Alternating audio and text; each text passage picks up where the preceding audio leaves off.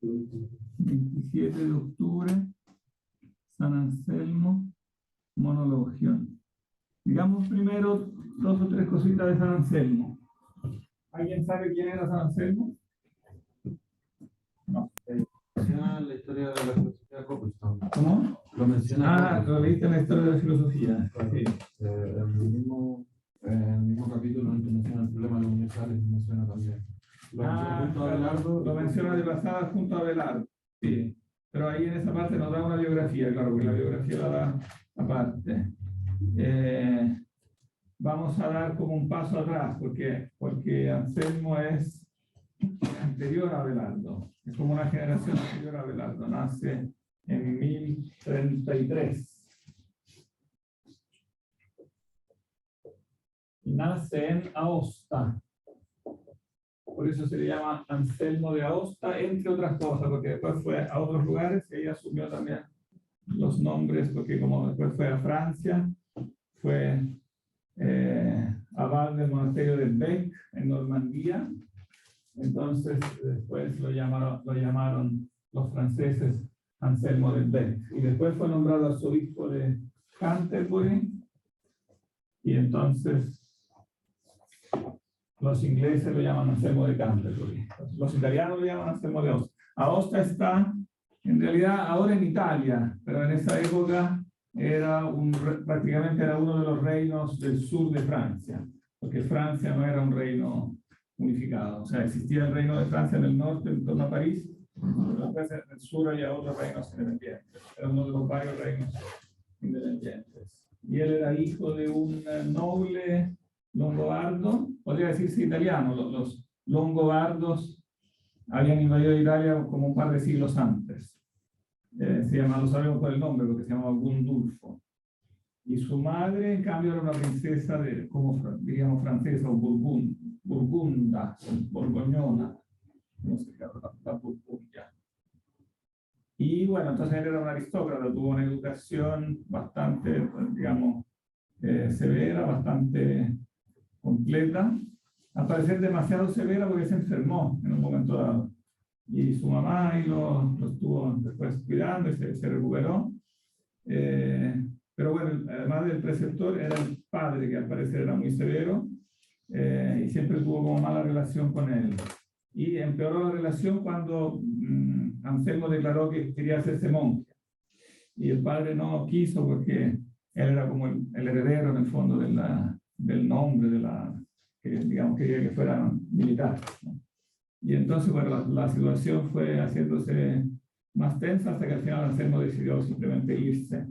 Se fue de la casa, pero lo acompañó un criado. Así que se fue en compañía y ahí, junto con este compañero, como que vagó un par de años por toda Francia.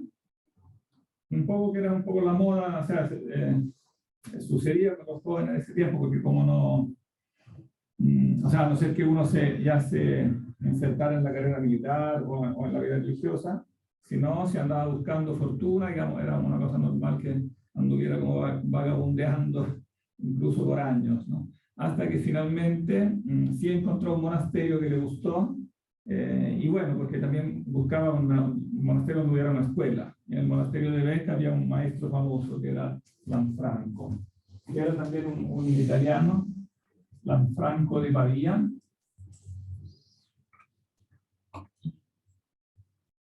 Bueno, Bec estaba en la región de la Normandía, que justamente acababa de ser invadida por los normandos. O sea, era la región de Francia ahora Francia del Norte, que acababa de ser invadida por los normandos. Y al parecer los normandos llevaron vida, digamos, a los lugares donde llevaban movimiento, porque esa zona pasó a ser una zona de desarrollo y de movimiento. Y una de las escuelas monásticas más importantes entonces pasó a ser la de Bec, y este Lanfranco era un lógico, era un dialéctico, un poco la tónica de la ciencia humanística en esta época, que le daba un gran espacio tenía una gran pasión por la dialéctica, que nosotros es lo mismo que más o menos que nosotros llamamos la lógica, era un maestro de lógica. Entonces Anselmo también se entusiasmó con eso, como después le pasará también a Abelardo. Pero bueno, como es una generación anterior, estamos todavía como a la mitad del siglo XI, todavía queda cierto predominio de las escuelas monásticas por sobre las escuelas que recién están naciendo, catedralicias, que será lo más típico de la época, como de la generación posterior con Abelardo. Entonces la escuela monástica tenía evidentemente un sello un poco diferente, un sello un poco más retirado. En el fondo eran monjes, aunque sí iba gente de afuera a aprender. Entonces en parte eran monjes los que participaban en la escuela y en parte eran laicos o incluso también mujeres que participaban, que querían recibir una instrucción, pero no tenía ese aspecto que era característico de la época de Abelardo, de tanta como mundanidad, en cierta forma también como discusión pública o también fama pública. Era un ambiente como más, un poco más tranquilo, un poco más retirado. Pero era un ambiente seguramente de mucho diálogo. O sea, Anselmo se nota que tiene mucho diálogo con sus discípulos, que se forma un grupo. Entonces son obras filosóficas estas de Anselmo, que como siempre pasa en las grandes obras filosóficas, nacen como en este ambiente que favorece el diálogo. Y ahí, bueno, cuando fue después, bueno, él ingresó entonces como monje al monasterio, pero poco después Lanfranco se fue, y entonces él fue elegido prior, a pesar de que era muy joven todavía. Y poco después fue elegido también abad, entonces tuvo responsabilidades de gobierno del monasterio. Pero a pesar de eso, él siguió siendo maestro. Y como maestro, entonces, él también se dedicó, nosotros diríamos, a publicar los apuntes de clase. En el fondo, los alumnos le dijeron, bueno, pero esto que tú nos explicas también, escríbanos un librito para que tengamos un apunte escrito, ¿no? Y él no quería, pero al final lo convencieron, ¿no? Y entonces por eso tenemos sobre todo las dos obras que son filosóficas más importantes, que son el Monologion primero y el Proslogion. Después él siguió siempre escribiendo toda su vida, pero escribió más obras teológicas. Pero las obras filosóficas propiamente tal son las del periodo del Beck, el Monologion y el Proslogion. Después, bueno, como coincidió la vida de Anselmo como abad justamente con la conquista normanda de Inglaterra, ¿no? Desde Normandía los normandos, con Guillermo el Conquistador, partieron a conquistar Inglaterra. Estamos en el año ¿qué está? 1066, es fácil de recordar. 1066 es la batalla de Hastings, con la que los normandos conquistaron.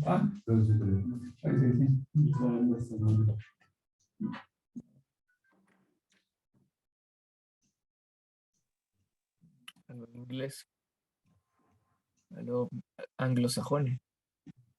Derrotaron a los anglosajones, mataron al rey, y entonces cambió la dinastía. Entonces Guillermo, el Conquistador, empezó una nueva dinastía que cambiará evidentemente el curso de la historia de Inglaterra.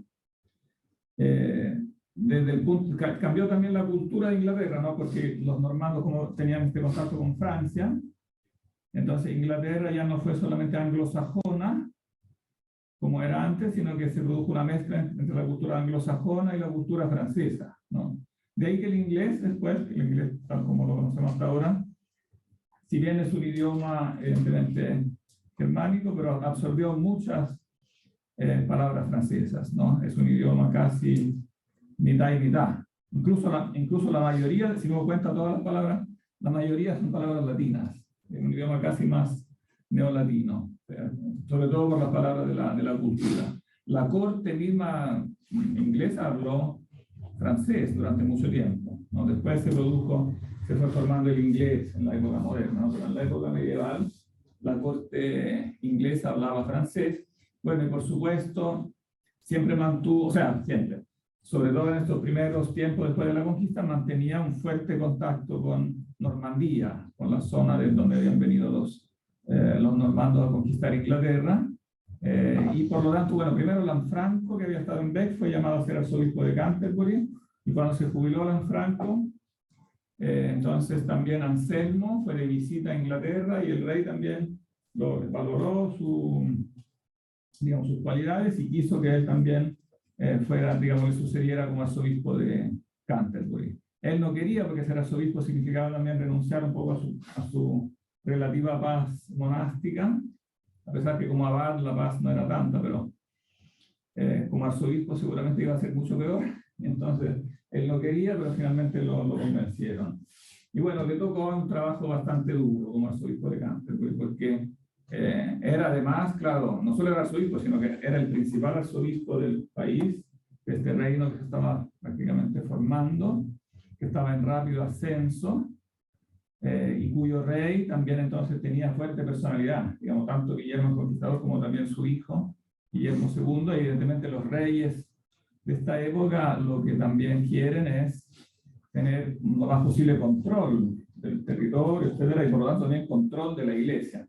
Y eso entonces iba a chocar inevitablemente con el arzobispo, que quería mantener como la libertad de la iglesia, en el fondo que la iglesia no fuera sometida al rey.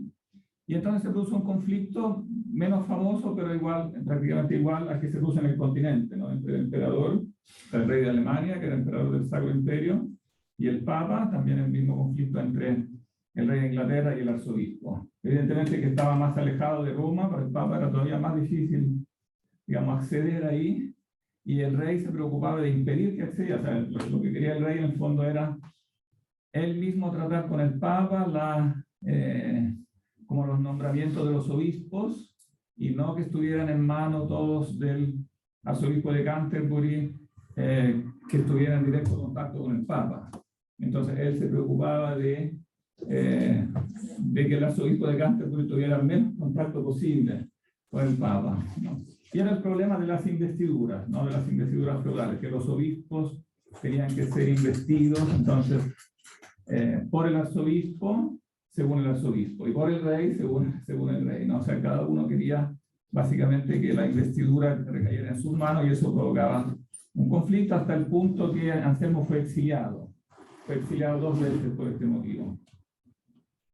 Y sin embargo, al final logró básicamente lo que, digamos, logró defender el principio básico, o sea, que la iglesia efectivamente tuviera la posibilidad de elegir, de investir los arzobispos, y no estuvieran obligadas, digamos, a pasar por el homenaje necesariamente a los señores laicos, pero evidentemente al rey también se le concedió algo, digamos, que tuviera algo de voz digamos, en el nombramiento de los obispos. Por ejemplo, si había básicamente un derecho de veto, si había alguien que le caía especialmente antipático al rey, entonces no podía ser evidentemente obispo, pero se mantuvo el principio que la investidura le tocaba al arzobispo. Y entonces, bueno, pero a pesar de eso, a pesar de todas estas actividades que tuvo que cumplir políticamente, Anselmo siguió escribiendo obras teológicas importantes como, digamos, como teólogo. Básicamente la más importante, escribió varias cosas importantes, pero la más importante que vale la pena recordar es el Cur Deus Homo.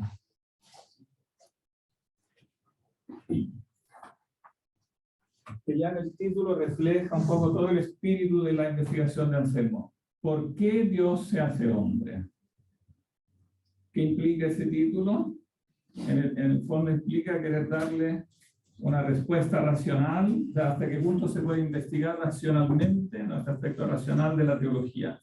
La revelación dice que Dios se hace hombre, pero en el fondo, ¿cómo podemos comprender racionalmente eso, ¿no? Es como en el fondo una continuación en eso del espíritu de Agustín, de lo que había animado, por ejemplo, Agustín al escribir el De Trinitate, ¿no? O sea, la fe dice que hay una Trinidad, pero ¿cómo podemos comprender racionalmente eso? ¿Qué significa eso racionalmente? ¿Por qué es razonable que sea así, no? Y así lo mismo él se pregunta por la encarnación. ¿Por qué es razonable que Dios se encarne? Aunque no sea una conclusión a la que la razón por sí sola pudiera llegar sin la revelación, ¿no?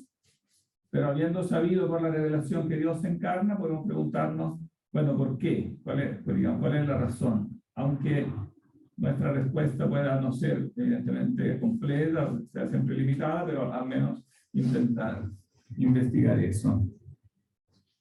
Bueno, y esto entonces de la búsqueda racional en la teología se refleja evidentemente en sus obras que son específicamente filosóficas, que yo diría lo que tienen específicamente diferente, digamos, también de la manera de escribir filosofía de Agustín en el De Trinitario, en la Ciudad de Dios, es que él utiliza un método que efectivamente prescinde del todo del argumento de autoridad. O sea, son obras filosóficas que metodológicamente se proponen prescindir del argumento de autoridad. Entonces no hay citas de la Biblia, no hay citas de los padres, si bien él dice que evidentemente que leyó a Agustín, pero no lo utiliza como autoridad. No está como el argumento de autoridad, porque programáticamente quiere ser un discurso como de pura razón. Y es interesante decir que, como él mismo lo dice aquí en la introducción, o sea, no en la introducción, esta es la introducción moderna, en el prólogo del mismo Anselmo,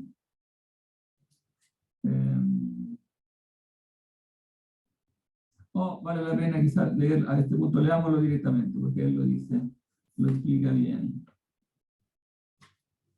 ¿Se ve? Más o menos. A ver, apaga un poquito más la luz.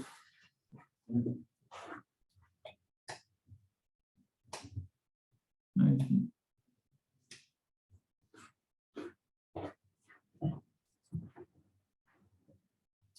Leámoslo directamente de sus palabras, el prólogo. Ya. ¿Quién quiere leer? Yo. Ya.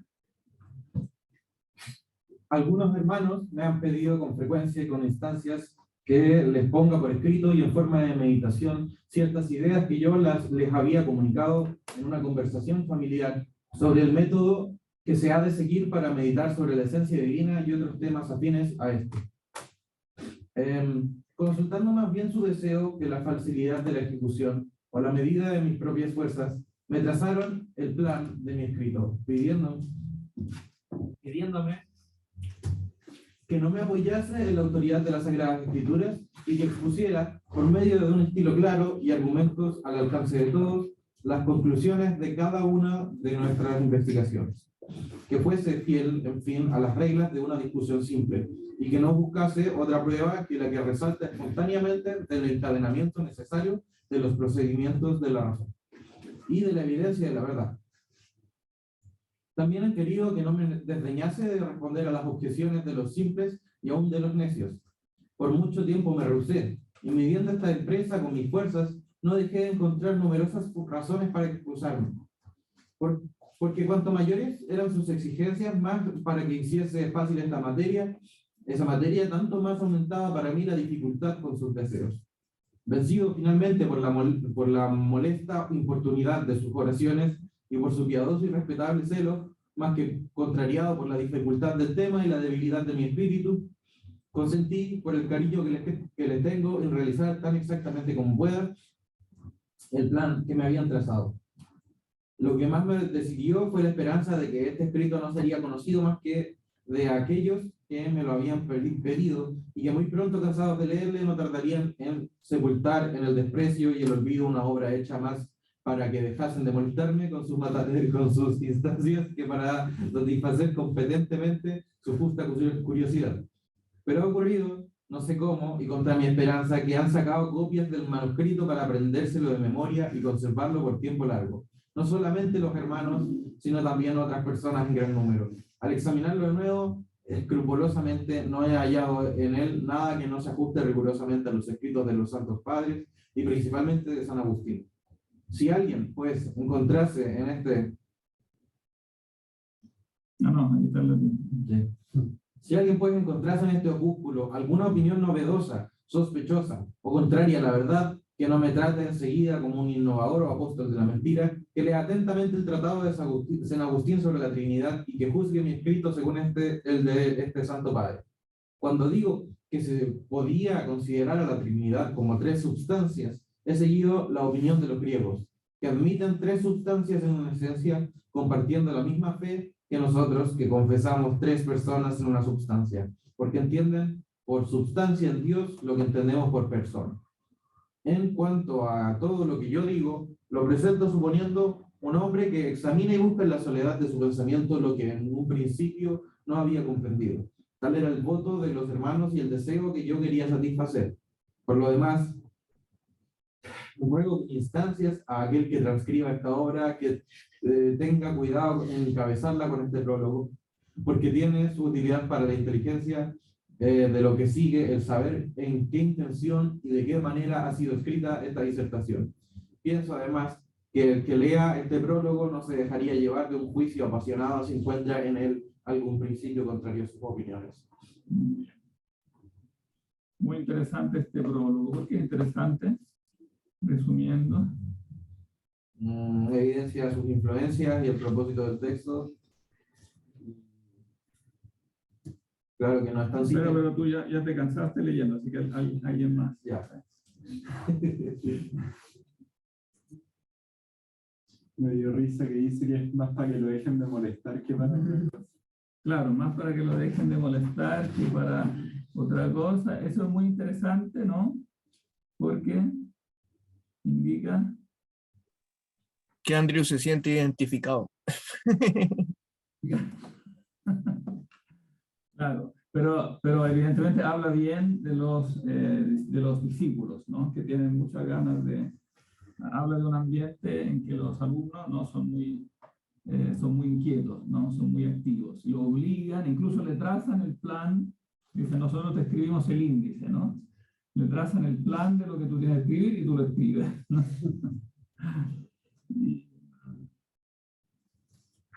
Y claro, y eso también es importante porque entonces el género literario de esto no es un género literario que llamaríamos propiamente académico, ¿no? Porque más bien, claro, son más bien apuntes como apuntes de clase. Lo que ellos habían conversado, dicen algunas conversaciones familiares, algo así dice, ¿no? ¿Dónde está?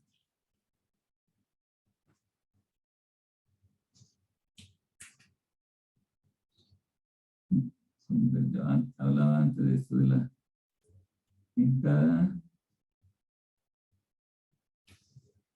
claro, algunas ideas que yo les había comunicado en una conversación familiar sobre el método que se ha de seguir para meditar sobre la esencia divina y otros temas afines a este.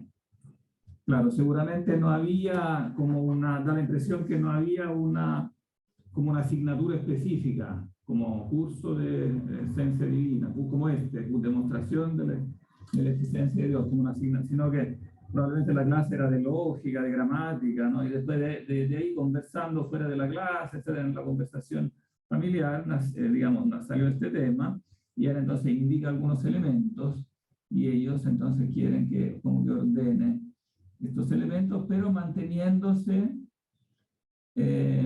fiel a las reglas de una discusión simple, o sea, que se mantuviera en la simplicidad y no buscara en el fondo escribir una obra muy sofisticada o rebuscada, sino que fuera lo más simple posible. Y eso seguramente le da un gran valor a estas obras.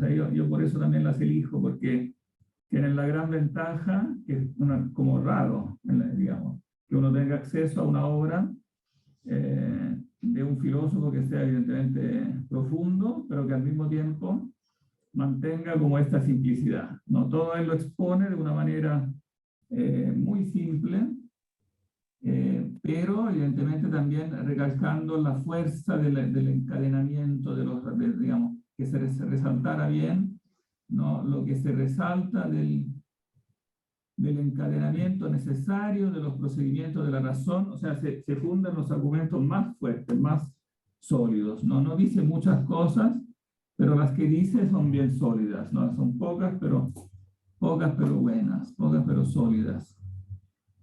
Y eso es una gran ventaja, ¿no? ¿Qué cosa? Eso que usted puede ser que tenga que ver con que sea este tipo como de obra, como aquellos tipos de obras que trascienden, como que después son replicadas y citadas una y otra vez, como que tienen una singularidad que las vuelve como un poco únicas para su época, y que se exponen de una manera tan sólida ciertos argumentos y de una manera tan singular que se vuelven citadas y se citan y se vuelven a citar hasta el día de hoy. Ah, claro, las convierten, digamos, en clásicos. Claro, Más verdadero de la palabra, porque también es un libro que, claro, no solo que sigue siendo sólido, claro, a distancia de 1000 años, sino que sigue siendo legible, ¿no? Digamos, porque, por ejemplo, la Suma Teológica de Santo Tomás tiene partes muy interesantes, sigue siendo sólida, pero uno no va a leer toda, o sea, ¿quién lee la Suma Teológica? Es demasiado largo. y cada, o sea, no solo es largo, sino que es tan denso que, claro, evidentemente se necesita alguien que, se puede usar en clase, porque se necesita alguien que lo selecciona, que dice, ahora concentrémonos en esta, como en esta paginita, y ahí sí, claro, uno puede seleccionar textos muy interesantes, sólidos y claros también, lo más es claro. Mucho más claro de los modernos que después se proponen explicarlo. Cuando lo explican, generalmente lo complican y, y es mucho más fácil ir a leerlo en el texto original, ¿no? Pero Anselmo tiene la ventaja que uno lo puede leer, o sea, este es un libro que uno puede leer de punta a cabo, no se cansa, porque es un libro corto, claro, no dice muchas cosas, tiene unos cuantos argumentos, pero son pocos, entonces en el fondo es perfectamente abordable. Claro, y en ese sentido es un remedio, es como un antídoto a, claro, a la literatura excesivamente académica, que naturalmente tiende a desarrollarse en un debate muy complicado, que finalmente, digamos, lo hace muy difícil que sea legible fuera del ambiente de clase, ¿no? Santo Tomás, repito, sigue siendo claro y sigue siendo utilizable en clase, nosotros lo hicimos, pero yo no le diría a un tipo, ¿sabes que yo quiero saber algo? Dame un libro de ley, yo jamás le daría la Suma Teológica, porque ¿qué haces con eso, no? Es una cosa que no se puede leer así, ¿no? Esto se puede leer así, ¿no? Bueno, tal como las confesiones de Agustín. Uno la podría leer, cualquiera las puede leer. Ahora, evidentemente, la diferencia, la ventaja desde el punto de vista técnico-filosófico es que, claro, el que lee las confesiones de Agustín aprende muchas cosas, pero difícilmente va a aprender algo específicamente filosófico si alguien no lo guía. Porque lo filosófico está mezclado con 1000 otras cosas psicológicas, entonces, el que no, y de otro tipo, espirituales, entonces, aprende seguramente, ¿no? Pero no tiene la ventaja de esto que si alguien tiene una pregunta específicamente filosófica, sin ser profesional, pero quiere leer un libro de eso, esto lo puede leer perfectamente. Es un libro que se puede leer perfectamente hasta el día de hoy, sin explicar. O sea, yo se lo podría dar perfectamente que lo lean para la casa sin mayor explicación. Es muy claro el libro. Esto me recuerda como a Descartes, ¿o no? Claro, tiene algo de, sí, Descartes tiene algo de este espíritu, claro, de, digamos, ser claro, ¿no? Ser claro y accesible a todos, ¿no? Sin, claro, Descartes reaccionaba precisamente a eso, ¿no? A esta como filosofía demasiado, como escolástica, demasiado complicada, que al final quedaba encerrada en la academia y no puede trascender de ahí. profesor, ¿Sí? podría ser también que en cierta manera recuperara ese espíritu agustiniano de querer razonar puramente, como tomar los temas y sacarlos por la vía de la razón, a pesar de que Agustín cita mucho más y está en otra época, pero como que ese era, tenía en algún momento, tenía como esa inquietud como de usar la razón para poder hablar de esos temas. Ah, claro, sí. Seguramente en eso él es continuador del espíritu de Agustín. Claro, es querer encontrar una razón partiendo como de lo más sencillo, elaborar argumentos claros, simples y sólidos, y también argumentos que aclaren evidentemente las verdades de fe, ¿no? Entonces, claro, en eso él seguramente es como continuador de Agustín. De hecho, la fórmula que se cita de Anselmo es otra manera de decir lo mismo que decía Agustín, ¿no? Es como fides, querens. No, esta parte no la encuadro la cámara. Fides, querens, intellectum. O sea, la fe que busca la inteligencia, que busca aclararse racionalmente, ¿no? Como dice Agustín, credo ut intellegam, creo para entender, ¿no?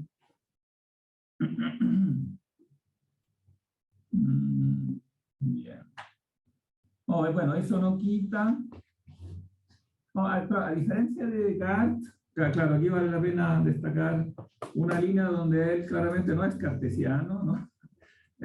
Claro, Descartes toma elementos seguramente de Agustín, ¿no? Y también de Anselmo. Pero hay una diferencia. ¿Dónde podría verse claramente que no es cartesiano? En que la fe precede al intelecto y no al revés.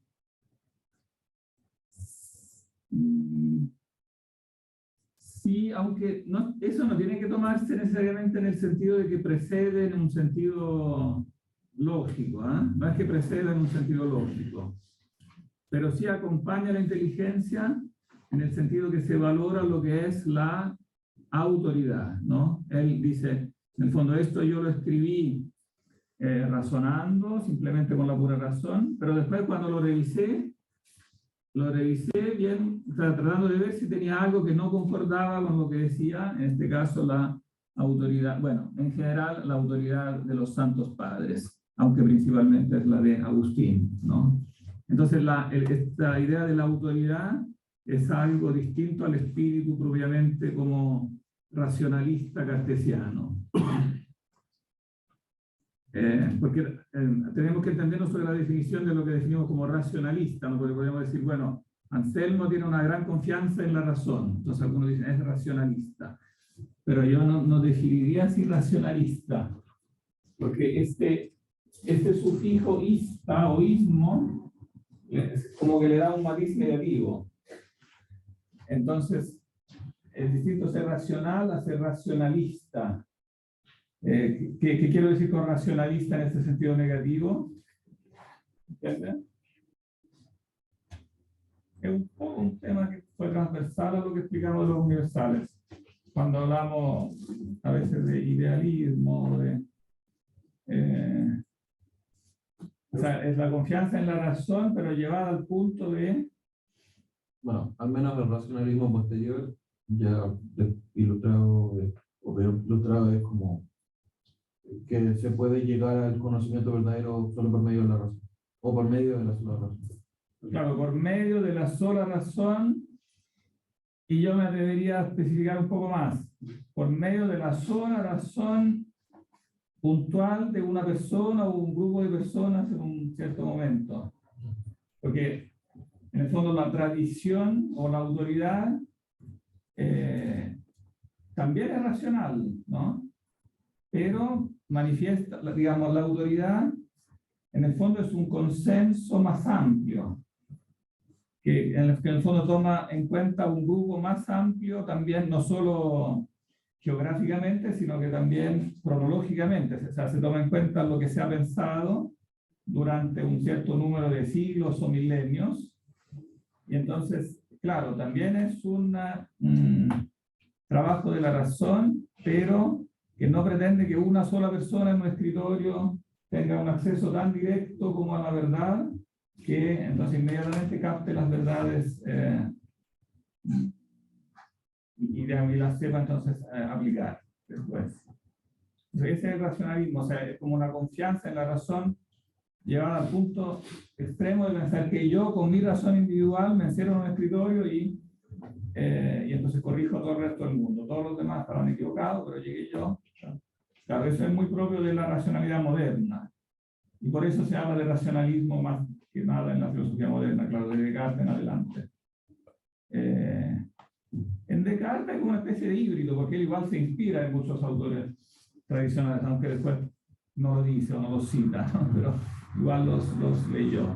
Pero después esa actitud llevó muchas veces a los modernos simplemente a no leer mucho.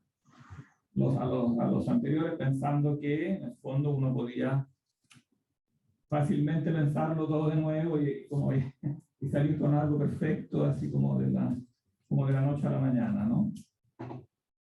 Como decía una frase bonita de Chesterton, esto de la autoridad, en el fondo, decía él, es la democracia de los muertos.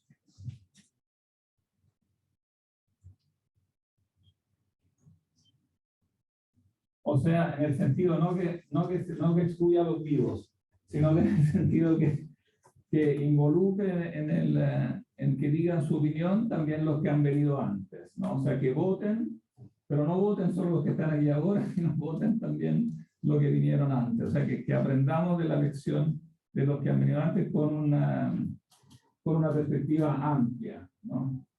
Y claro, y en el fondo, este consenso, digamos, por eso, digamos, tendría también evidentemente un impacto político. Él lo decía hablando evidentemente de política, ¿no? Pero también en general, de la búsqueda de la verdad en general.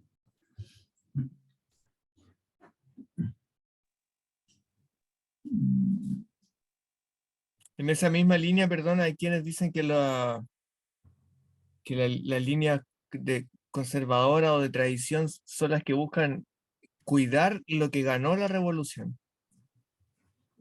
¿Cómo? No entendí. Esa misma línea en la que está Chesterton diciendo eso, hay quienes hacen una lectura de las posturas que hoy en día se llaman conservadoras. Bueno, hay unas caricaturas horribles, pero en ese sentido, en la época de Chesterton, se le llamaba así a las personas que querían cuidar lo que había ganado la revolución, como lo que se había ganado en derechos cívicos, cuidar y no arriesgarlo en revoluciones como vanguardistas así vehementes, no sé. En ese contexto, ¿a qué te refieres con revolución? ¿A qué se refería él con revolución? Pero a la época, po, a la época en que había mucha agitación política.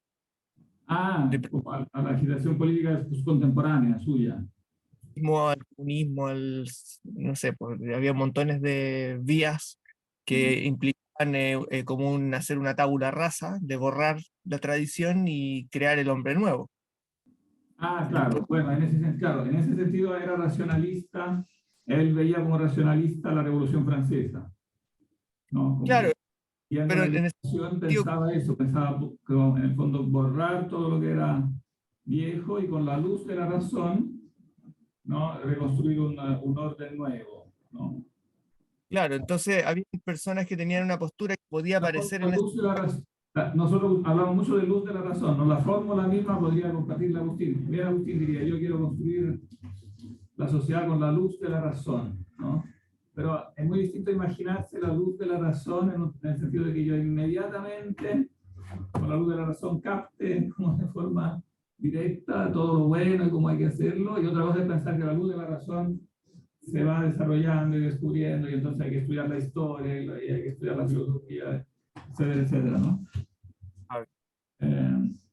Claro, en este sentido también se podría contrastar, se podría hacer una relación entre la utopía moderna y la utopía antigua, en el fondo es lo que esta actitud racionalista es la que tenía Platón cuando decía los filósofos tienen que gobernar. Claro, porque ellos, los filósofos, de pronto van a mirar las ideas, ¿no? Y entonces van a saber todas, al menos algunos, digamos, claro, los más elevados, etcétera, van a saber todo y por lo tanto va a ser muy fácil para ellos dirigir el Estado, ¿no? Esa utopía platónica es probablemente racionalista y es la que copiaron los utopistas modernos, ¿no? Desde Campanella, después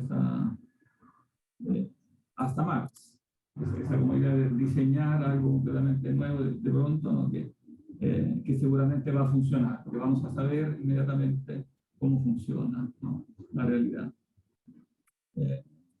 Entonces, claro, bueno, y va de la mano, si se han fijado una cosa que nos llama la atención a nosotros, va de la mano con este uso que hace de la palabra novedoso, ¿no? Para nosotros, después de la Revolución Francesa, novedoso es una palabra positiva, ¿no?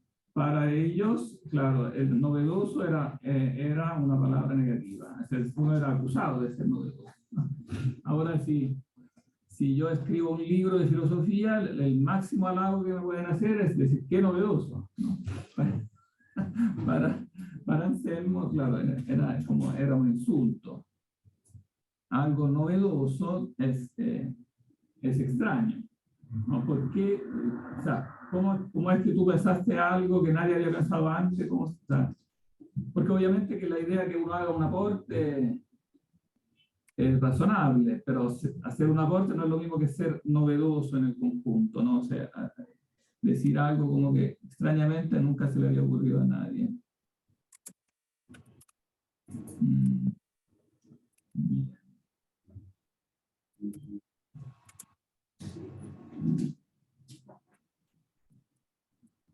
Bueno, entonces, este prólogo efectivamente es muy importante para marcar, en el fondo marca el inicio de una época, ¿no? La que nosotros vimos después de desarrollarse en la escolástica, o sea, en los debates de Abelardo, después en los debates de la Suma Teológica, etc.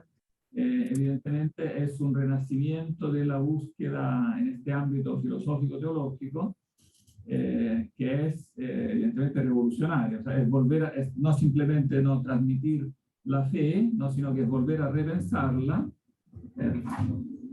digamos, desde la época en que este trabajo había sido dejado interrumpido, o sea, básicamente de la época de Agustín y Boecio, ¿no? Había habido mucho entre medio en que muchos autores que habían, o muy pocos, ¿no? Que habían problematizado, habían tratado de explicar racionalmente. Entonces es un renacimiento, ¿no? De la ciencia teológica que va de la mano con el renacimiento de la ciencia filosófica.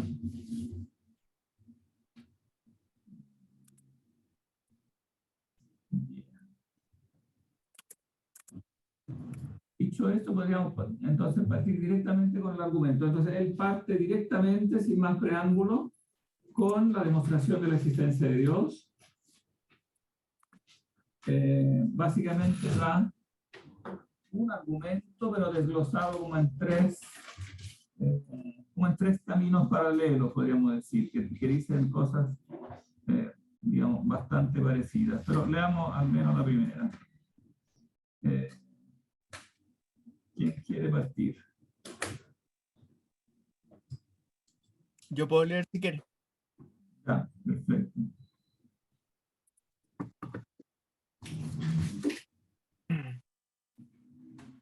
Título 1. Que hay algo absolutamente bueno, grande y superior a todo lo que existe.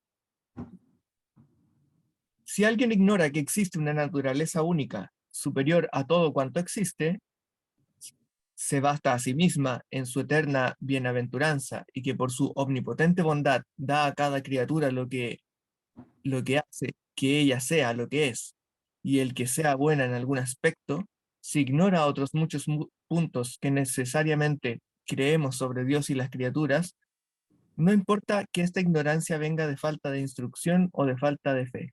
Pienso que, con tal que sea un poco inteligente, podrá convencerse por la sola razón, al menos, en gran parte de estas cosas. Y como puedas hacer esto de muchas maneras, le presentaré una que, según creo, le será muy fácil. Como quiera que todos los hombres desean gozar, pero únicamente de las cosas que juzgan buenas fácilmente pueden caminar alguna vez su espíritu para buscar el ser del cual procede la bondad de las cosas que no desea más que porque las juzga buenas. Para guiar la razón y ayudado por esta busca, llegue a conocer lo que no es razonable ignorar. Sin embargo, adelanto alguna cosa que no se halle demostrada por una autoridad mayor, deseo que se piense que, aunque a causa de las razones que me parecen ciertas, la conclusión sea presentada como necesaria, esta no deberá, sin embargo, ser considerada como absolutamente necesaria, sino solo como pudiendo parecerlo en su relación con los principios establecidos. Es fácil a un hombre decirse a sí mismo interiormente: puesto que hay tanta abundancia de bienes cuya múltiple necesidad nos es conocida por la experiencia de los sentidos y por la intención del espíritu, ¿debo yo creer que existe un ser único por el cual solamente son buenas todas las cosas que son buenas, o hay que pensar que las que son distintas de él son buenas por algún otro?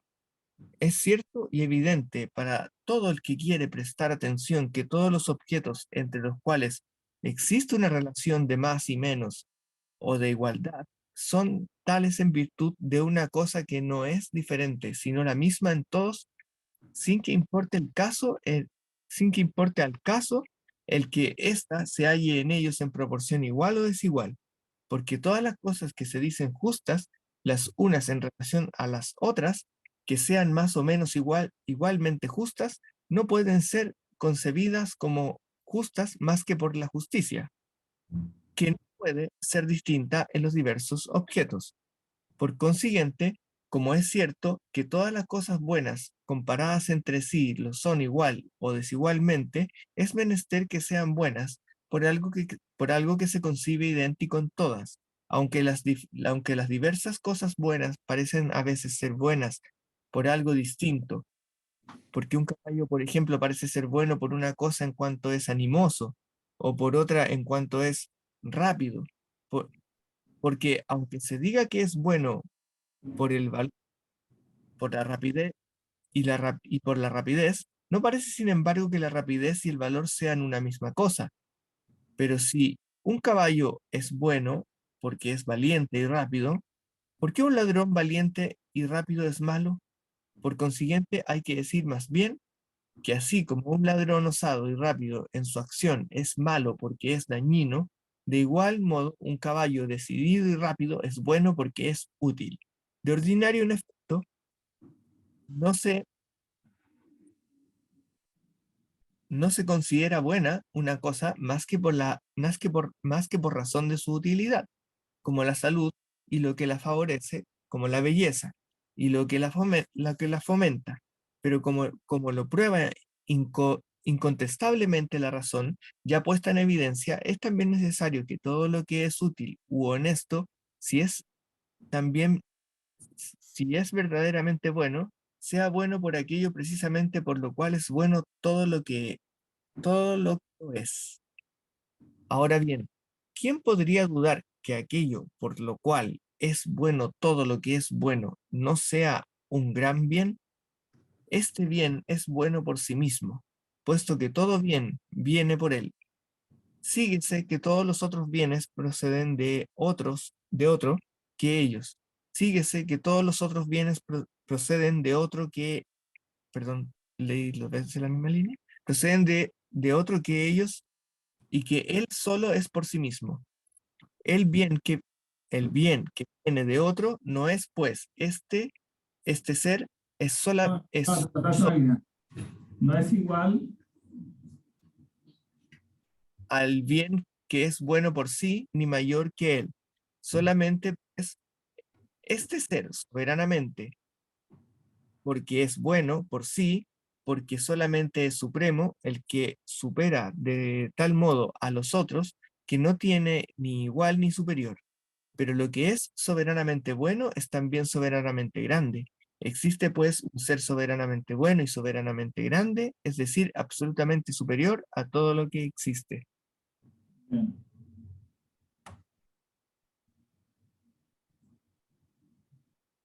Es suficientemente claro, pero igual lo vamos a resumir, ¿no? Lo podría resumir eh, Pablo. ¿No? Juan Pablo. Juan Pablo. Me recuerda a Platón, Bien. y no le encuentro mayor diferencia a los que argumentos de Platón, que va comparando y va encontrando las semejanzas y algo que es semejante a sí mismo, y llega a que esto, incluso en la idea eterna, estas son así por el bien. No, pero dilo bien. Organiza bien el... Que conocemos las cosas que son perfectas, por así decirlo, que no participan en la materia, que se corrompen, etcétera. Pero no, pero primero parte de las cosas, porque lo primero que conocemos así empíricamente no son las cosas perfectas, sino que son las cosas Son, sensibles. sí, los sensibles. Y a partir de ahí, razonando, se llega a que deben participar en virtud de participar en algo que es superior a ellas, y para ser superior a ellas debe ser inmutable. Llega la idea, pero después el argumento que recuerdo, creo que en la República, es que todas estas cosas son buenas, porque son perfectas las ideas. Y hay un bien que nos permite captarlas. Por lo tanto, eso es lo que yo veo que él está llegando también.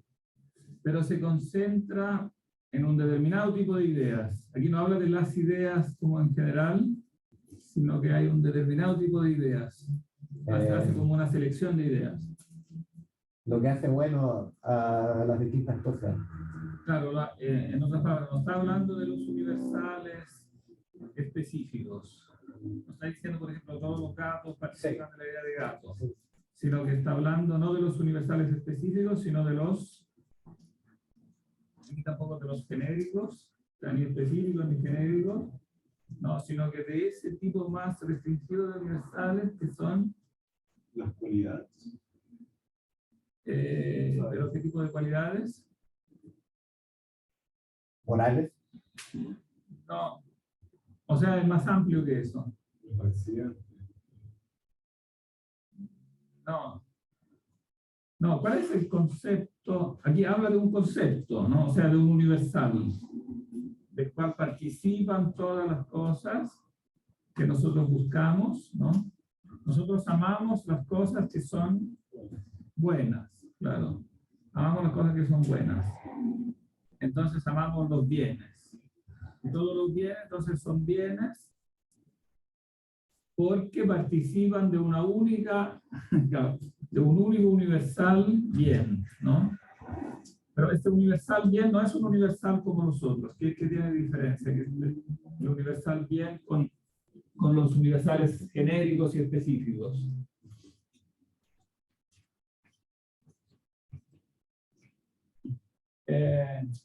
Recuérdame tu nombre. ¿Cómo es tu nombre? Amaranta. Amaranta, dinos tú. Para que se entienda aquí la conexión con el tema que veíamos antes de los universales, que sigue aquí, pero se concentra en un tipo especial de universales, ¿no? ¿Cuál es este tipo especial de universales?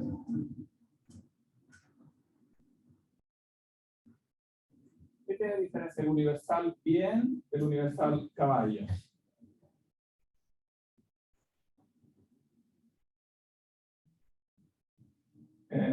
Félix. Yo creo que por lo que están leyendo, me hace cachar que la idea del caballo lo relaciona con algo más de utilidad. La idea de utilidad la relaciona con la de bien, ¿no? O sea, se dice que un caballo es bueno por cuanto es útil. O sea, relaciona lo útil con lo bueno, o reconduce lo útil a lo bueno, ¿no?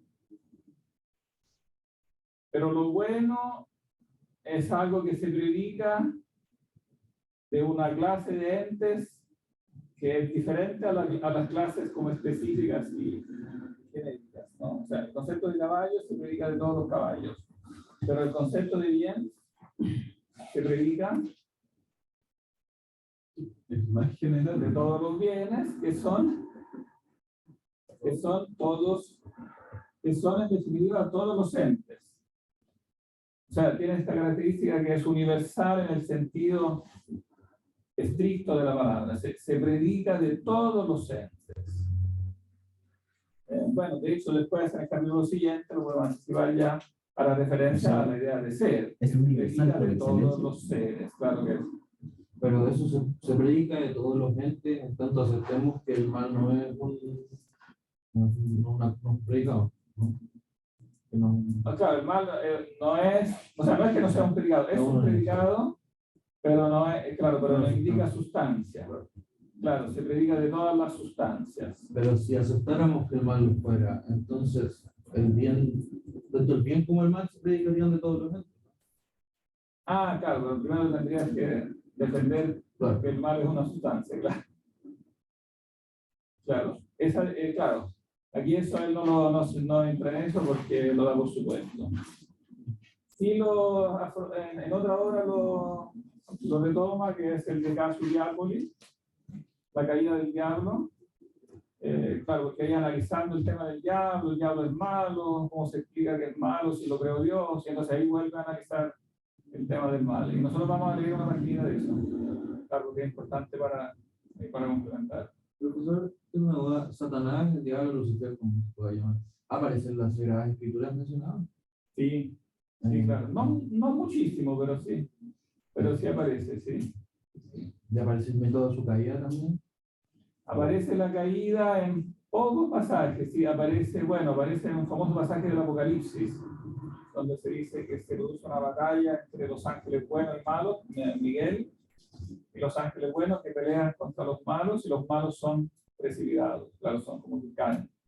Ahí este Apocalipsis capítulo 12, la batalla de Miguel contra los ángeles malos, contra el dragón lo llama, el dragón y sus ángeles. ¿Y en el Antiguo Testamento? El Antiguo Testamento de pasada también se menciona, sí, se menciona, pero más, de una manera como más velada. Aparece como personaje en el libro de Job. Ahí aparece el diablo conversando con Dios, después que va a tentar a Job. Y bueno, aparece en el Génesis, pero no directamente, porque aparece la serpiente, que se puede interpretar como el diablo, pero no es explícito en el texto. Claro, en el texto solamente se dice que es malo, que viene a tentar.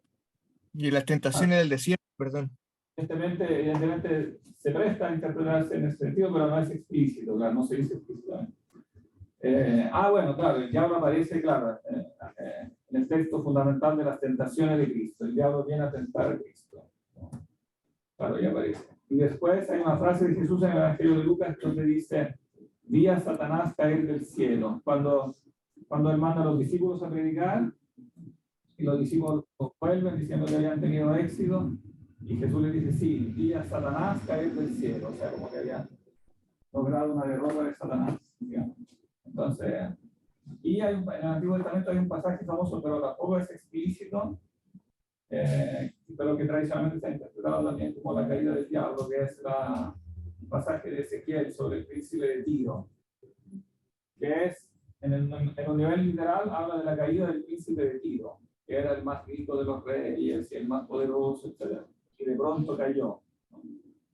Y efectivamente hay elementos en el texto que se prestan como también a una interpretación alegórica. Y después ya también los rabinos, ya antes del cristianismo, ya siguen siempre entre todo este texto en este sentido, como de la caída de Lucifer. Porque, claro, como que dice cosas que van más allá de lo que es adecuado a un hombre, porque es el príncipe de Tiro, claro, tenía mucha riqueza, pero después sigue, y era como la más bella de las criaturas, etcétera, etcétera, que, digamos, todos esos atributos que después serán propios de Lucifer, ¿no? Que como Lucifer, que significa que da luz, era como la más luminosa de las criaturas, y que por eso su caída fue tan terrible. Que dijimos todo esto, por la caída del diablo de Hansel. Claro, esa página de la caída del diablo también va a ser muy interesante para este tema del mal, para complementar eso. Entonces, claro, aquí eso se da por supuesto que todos los, cuando no se mete ahora en este tema, todos los bienes, que en definitiva son todos los entes, ¿no? Entonces de ellos se predica la idea del bien, el concepto del bien, llamémoslo, porque es un concepto humano, pero este concepto del bien no es un concepto a la manera, claro, de los conceptos específicos, precisamente porque es un concepto universalísimo, es más universal que los universales. Ahora, como la palabra universales después se usa como sinónimo de universales genéricos y específicos, habrá que inventar una palabra para indicar estos universalísimos. ¿Y cómo será esta palabra? Creo que ya mencionamos una vez. ¿cómo se llaman estos conceptos? Ser, digamos, estos conceptos que se predican de todos los entes. Ser, bien, verdad, Trascendental. todos son buenos, bellos, verdaderos. ¿Ah? Los trascendentales. Claro, se llamarán después trascendentales. Trascendentales.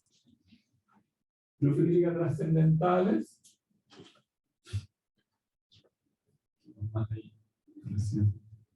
Claro, que van más allá, trascendentales.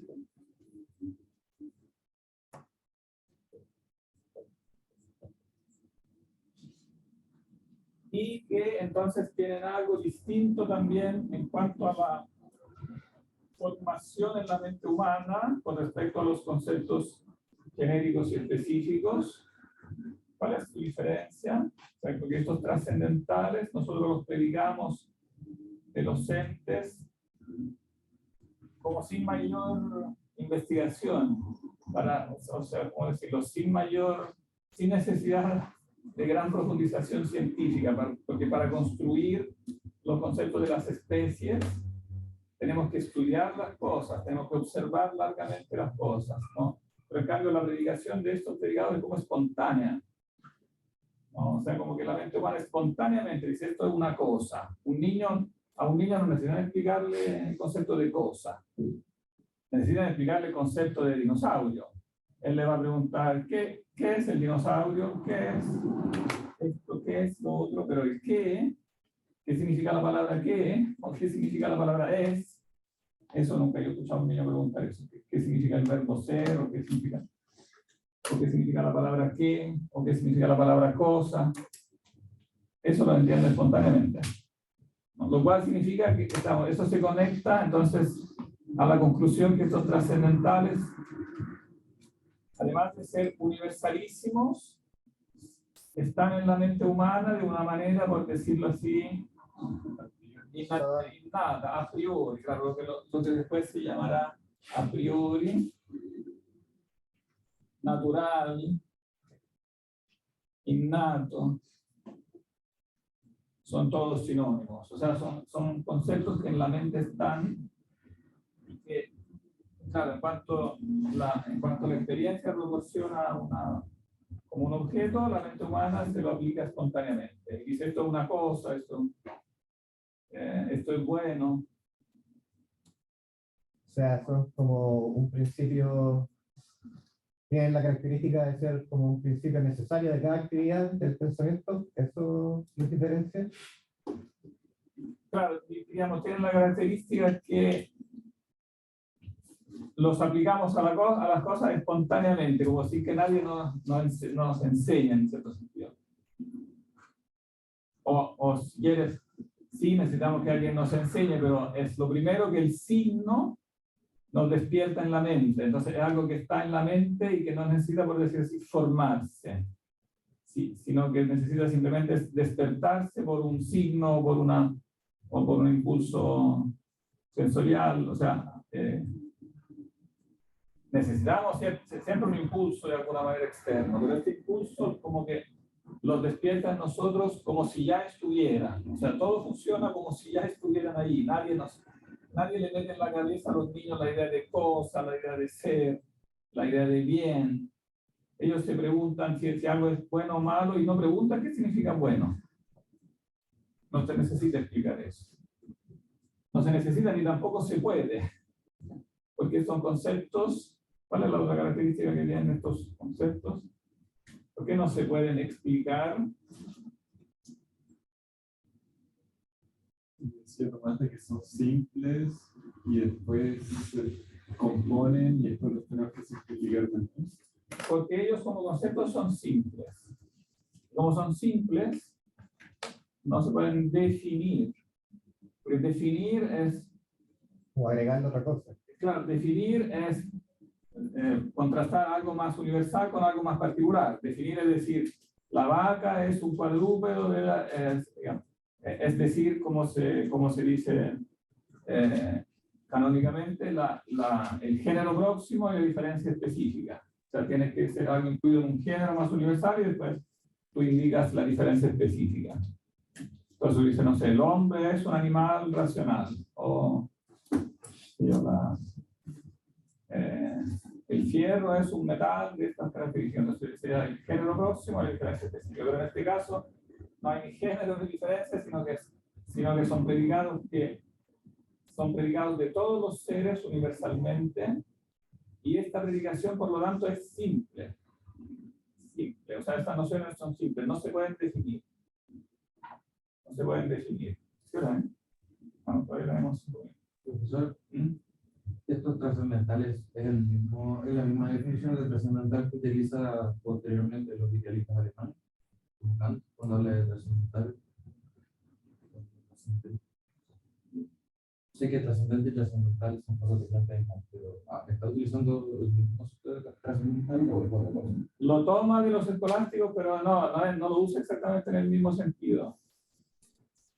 Se usa aquí en un sentido más restringido, porque se refiere específicamente a estos conceptos. O sea, no se utiliza en los tiempos de San Anselmo. La palabra se entra en el uso, yo creo que en el siglo XIV recién. Pero claramente está usando este concepto, o sea, está usando los trascendentales. Bueno, la historia de la palabra la historia del uso de eso la hace Aertsen en ese libro que yo le subí, La filosofía medieval y los trascendentales. Aparece en un pasaje específico ahí que él sigue, después va apareciendo. Por supuesto que esta diferencia de universales ya la conocía Platón. No, Platón ya, aunque no tenga tampoco una terminología específica para eso, claramente los diferencia, ¿no? Cuando él dice, por ejemplo, cuando él habla de las diferentes ideas, ¿no? Hace una jerarquía entre las ideas, y evidentemente la idea de bien, que es la que aquí toma, tiene una jerarquía diferente a las ideas de la gente, la idea de caballo, etcétera. ¿Qué tiene diferente la idea de bien? O sea, ¿qué relación tiene para Platón la idea de bien con las demás ideas? ya derivan del bien? El bien se puede predicar también de ideas mismas. Claro, las ideas derivan, o sea, reciben su ser. No, la idea del bien le da el ser a las otras O ideas. sea que las ideas participan de la idea de bien. Claro, participan Son de la eternas, idea del bien. perfectas, todo. Claro, no solo las cosas participan del bien, sino que además las ideas participan de la idea de bien. Y eso implica una conclusión importante desde el punto de vista del debate entre realistas y nominalistas, ¿no? O sea, porque evidentemente si la idea del bien es algo del cual, digamos, que le da el ser a las cosas, pero además le da el ser a las ideas, entonces de eso resulta que la idea del bien tiene que ser, desde el punto de vista del vocabulario medieval, de ser real o no ser real. Y claro, ella tiene que ser real, ¿no? Ella tiene que ser real, la idea del bien. Eso no lo dice directamente Platón porque el vocabulario es medieval, ¿no? Pero en el fondo lo dice, ¿no? Porque al decir que ella le da el ser, digamos, algo que da el ser a algo más, ¿no? Evidentemente tiene que ser algo real. Tiene que ser algo que existe, ¿no? ¿Eso es solo en Platón o se puede concluir también de lo que dice Anselmo? Y es lo que Anselmo está aplicando, claro. Probablemente él no lo leyó en Platón, con toda certeza lo leyó en Agustín, ¿no? Agustín es el primero que, digamos, enfoca esto que dice Platón y lo aplica directamente como a esta demostración de la existencia de Dios. O sea, esta demostración de la existencia de Dios, en fondo está tomada de Agustín. La diferencia que tiene es que ordena lo que en Agustín aparece como en pasajes más como acá y allá, etc. ¿No? Aparecen diferentes pasajes y no de una forma tan metódica, ¿no? Pero en el fondo el concepto ya está perfectamente en Agustín, que es un concepto platónico y es, yo diría, la parte sólida, verdadera, del realismo platónico. Porque cuando se dice Platón es realista, se suele hacer una ensalada entre lo que este realismo tiene de sólido y lo que no tiene de sólido. Porque se suele decir, la idea de caballo no es algo real. Entonces, si Platón da la impresión de concebirla como algo real, se convierte en realista en sentido negativo. O sea, ese es el error del realismo, pensar que el caballo en sí es una realidad, ¿no? Y Aristóteles eso critica, cuando critica las ideas genéricas y específicas. Y muestra que, por ejemplo, el caballo en sí no es una realidad porque, por el famoso argumento del tercer hombre o del tercer caballo, que si yo digo que el caballo en sí es algo real, un ente del cual se predica la caballinidad, entonces debería haber otra cosa que llamo la caballinidad, que digamos que a su vez sería algo real, y entonces digamos, eso lleva al... Entonces claramente el caballo en sí no es un ente real del cual se predica el predicado de la caballinidad, sino que es el predicado mismo. Es la caballinidad, ¿no? Por eso ya, digamos, conlleva la confusión la misma terminología platónica que lo llama caballo en sí. Si yo llamo un ente caballo en sí, mucha gente va a pensar que es un caballo, lo llamo caballo. Caballo en sí, bueno, pero es un caballo. Digamos, es un ente del cual se predica el ser caballo. Y claro, y eso entonces lleva a la crítica de Aristóteles. Pero esa crítica no se le aplica al bien en sí. El bien en sí, sí es un ente del que se predica el bien. Entonces, es un ente real del cual se predica la bondad. Es la bondad en sí, que tiene que ser real para que todas las demás cosas participen de esa bondad. Entonces, sí los trascendentales son esta clase de universales que corresponden a una realidad, no meramente a una idea, no meramente a un concepto. En otras palabras, en Dios, los conceptos que se predican de Dios,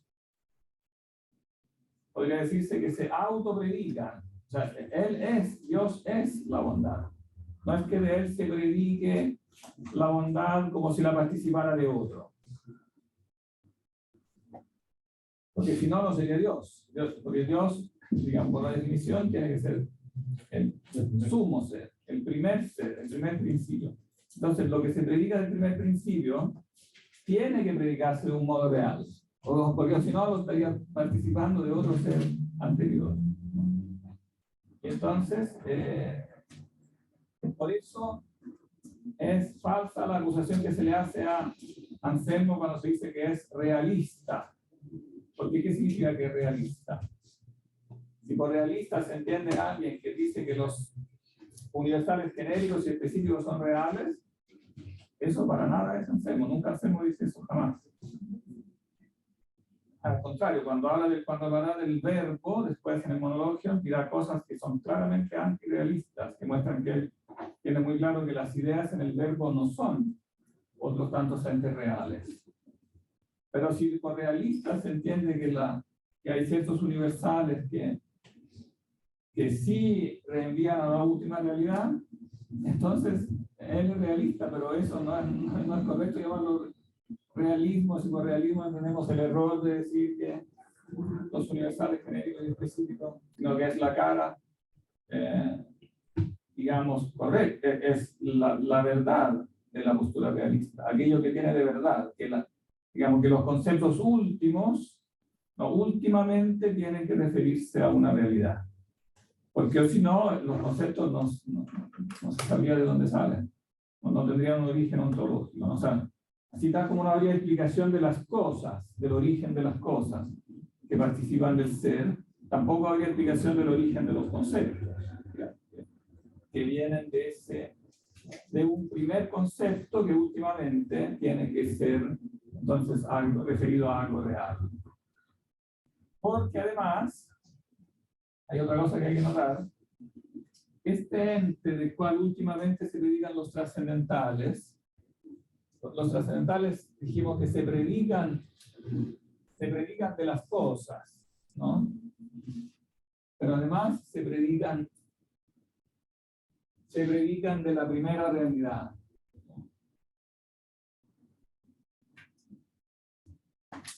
Y además se predican de sí mismos. Pero evidentemente se predican de un modo diferente. ¿Cómo se predican de las cosas los trascendentales? Lo dice que Anselmo, no tiene una terminología técnica, pero dice todo lo que es esencial. ¿Cuál es la característica de la predicación de conceptos de bien que es diferente a la predicación de los conceptos genéricos y específicos? Es más o menos. Claro, es que se predica según el más o el menos, ¿no? Se dice que el bien se predica según el más o el menos. Y bueno, podemos agregar, esto quizá no lo dice acá, pero lo sobreentiende, digamos, de ninguno se predica de un modo perfecto. O sea, se dice de las cosas que son más o menos buenas, pero de ninguna de ellas se dice que es perfectamente buena. Claro, y de los otros universales no se puede decir que un caballo es más o menos caballo. En cambio, los otros universales no se predican según el más y el menos, sino que se predican integralmente. Claro, un caballo es integralmente caballo. No es que sea más o menos caballo. Porque el concepto de caballo tiene en sí mismo ciertas limitaciones, define esa esencia. Un caballo es algo y no es algo. O sea, tiene cosas que es y cosas que no es, ¿no? Un caballo es un mamífero y no es un pez, ¿no? Entonces tiene cosas que tiene y cosas que no tiene. Entonces, en otras palabras, involucra como la finitud. Se predican entonces estos conceptos de bien, digamos, tienen ciertas cosas buenas, la esencia del caballo, pero no tiene otras. Entonces hay una finitud inherente a todos los conceptos genéricos específicos. En cambio, cuando se predica de la primera realidad, se predica integralmente ese concepto. En otras palabras, tiene que haber una entidad de la cual ese concepto se predica integralmente, para que el concepto mismo tenga sentido. Porque si yo lo predico, digo de ciertas cosas que son bienes, de ciertas cosas que son bellas, de ciertas cosas que son seres, este concepto de bien, de bello y de ser, ¿no? Tiene que últimamente tener un referente de una entidad, ¿no? Que es aquella entidad de la cual esos conceptos se predican de un modo propio, o sea, de un modo perfecto, de un modo correspondiente digamos, a su perfección. Por eso debe existir, por eso son una demostración de la existencia de Dios. Debe existir esa esencia, ¿no? De la cual, porque en el fondo esta realidad es la que funciona de parámetro, que nos permite armar esa escala, es decir, que una cosa es más o menos buena, que una cosa es más o menos bella, ¿no? Entonces, este concepto de ser, ¿no? Que es el concepto humano, tiene que ser el reflejo, ¿no? de un ser en sí, digamos que es el modelo que permite armar esta escala de los seres y de los bienes.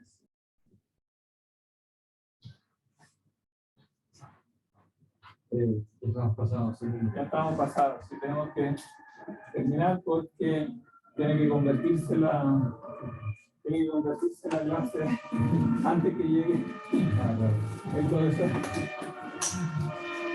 Así que vamos a dejarlo acá, pero hoy avanzamos bastante. Las páginas que siguen las pueden leer fácilmente porque básicamente gira en torno a lo mismo. Después hablar del concepto de grande, del concepto de ser, pero la idea de fondo es la misma, en todos estos primeros como 5 capítulos.